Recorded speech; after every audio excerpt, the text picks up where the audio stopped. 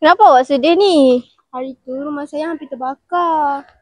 Kesiannya awak. Awak rasa ada tak produk apa-apa untuk masalah ni? Saya rasa awak boleh cuba Ventisafe. Ventisafe tu apa? Ventisafe tu alat pengesan kebakaran dalam rumah.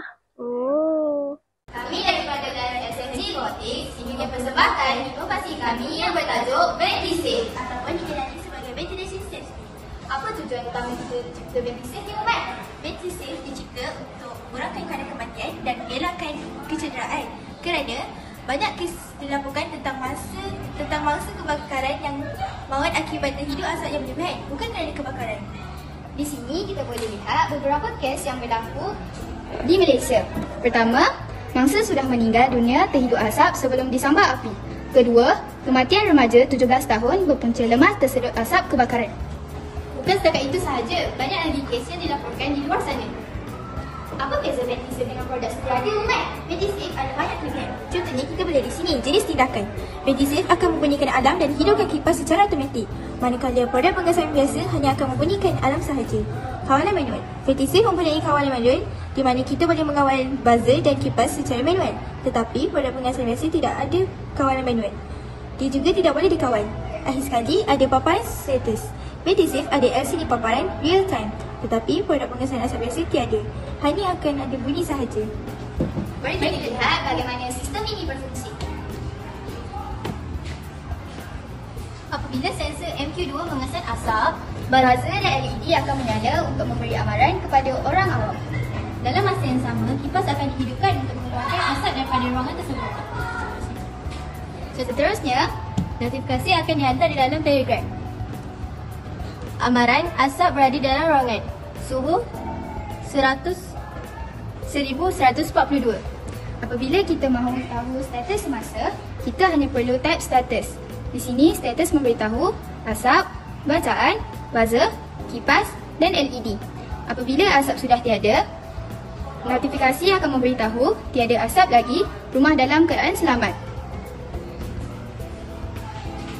Sekarang mari kita lihat bagaimana sistem ini berfungsi. Di sini kita boleh lihat bahawa sistem berada dalam keadaan yang normal dan bacaan asap di bawah 400 serta kipas off. Selain itu, sistem ini juga mempunyai dua fungsi iaitu manual dan automatik. Mari kita lihat bagaimana sistem ini berfungsi secara manual. Mula kita akan on kipas dahulu.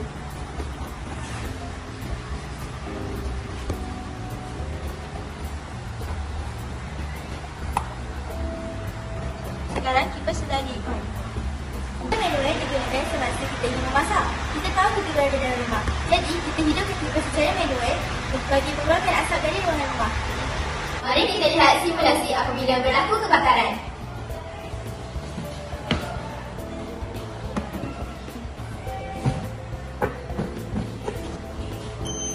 Apabila sensor MQ2 mengesan asap di dalam ruangan, buzzer dan LED akan menyala untuk memberi amaran kepada penduduk sekeliling. Kipas juga akan dinyalakan bagi mengeluarkan asap daripada ruangan.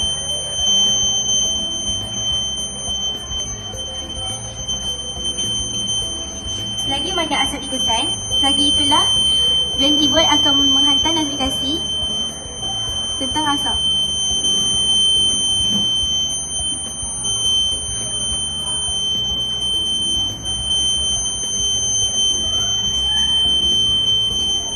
Selain itu, kita juga boleh menaik status di dalam telegram untuk melihat status semasa. Di sini kita boleh lihat asap dikesan, bacaan 437, buzzer on, kipas on dan juga LED on. Di sini dia sudah menghantar notifikasi di mana tiada asap lagi, rumah dalam keadaan selamat.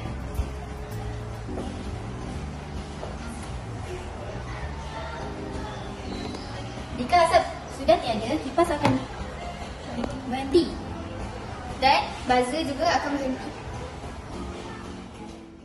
Oh, okey juga produk ni. Nanti saya suruhlah mai saya tengok.